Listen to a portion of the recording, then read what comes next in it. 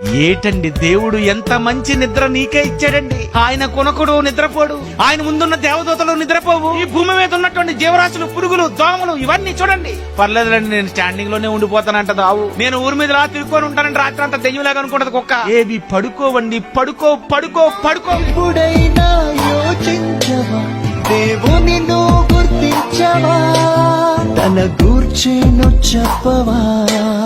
అవన్నీ నిద్రపోకుండా నీకు నిద్ర ఇచ్చినప్పుడు నువ్వేమనాలి దేవుడితో? ఎంత నిద్రిచ్చావయ్యా. రాత్రి గంటలు గంటలు గంటల గంటలు పడుకున్నాను నాయన. ఏమి నాయన నిద్ర ఇచ్చావు? పిల్లలు రా మీరు పడుకోండి, ఆయన పడుకోండి. పగలు వస్తుంది కదా, ఏం చేస్తారో తెలుసా మీరు? యోహాను సువార్త 9:4 పగలున్నంత వరకు నన్ను పంపిన వాని క్రియలు మనము చేయుచుండవలను.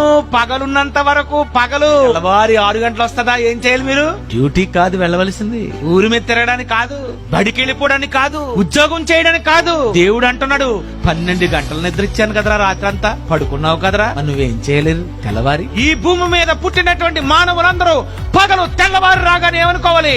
టిఫిన్ చెయ్యాలి అనుకోకూడదు, దేవుని పని చెయ్యాలి. పగలు రాగానే దేవుని పని చెయ్యాలి. ఎందుకు? నీకే గొంతిచ్చాడు. జీవరాశులలో ఏ జీవరాశికి భాష లేదు. హిందీ రాదు, తమిళ్ రాదు, తెలుగు రాదు, కన్నడ రాదు, మలయాళం రాదు. ప్రపంచంలో ఏ కుక్కైనా భౌ, తమిళ్లోనమ్మా భౌ, హిందీలోను భౌ. ఏమమ్మా భాష రాదా? రాదు. ఏమి శాస్త్రవేత్త దీనికి భాష రాదు? అదంతే, దానికి భాష ఇవ్వలేదు. దానికి నీలాంటి పాడే వరము లేదు. పాపం అండి, మోగ జీవులండి. గొంతున్న నీలాగా మాట్లాడలేదులే.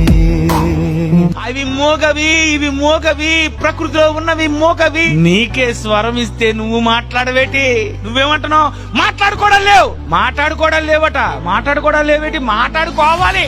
దేవుని గురించి మాట్లాడుకోవాలి, దేవుని గురించి చెప్పాలి. పడుకున్న వాళ్ళందరూ లేపని చెప్పాలి.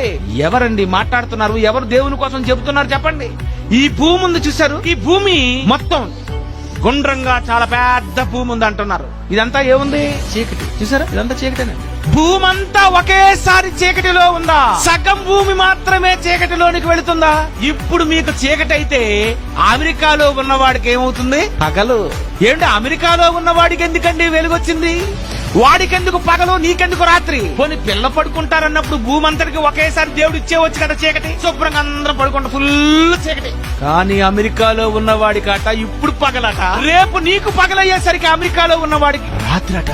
ఎందుకు భూమిని దేవుడు సగం వెలుగు సగం చీకటితో ఎందుకు ఉంచాడు? ఎందుకు భూమి ఒకేసారి చీకటిలోకి వెళ్ళిపోలేదు? శాస్త్రవేత్తలు చెప్తారా? వాడు అసలు చెప్పలేడులేండి, ముందే చెప్పినాడు వెర్రోడని. ఎందుకు లేదో తెలుసా? మనమంతా ఆయన పిల్లలవండి. మనమంతా ఒకేసారి భూమి మీద పడుకుని పోయి అనుకోండి, దేవుడికి ఎలా ఉంటది?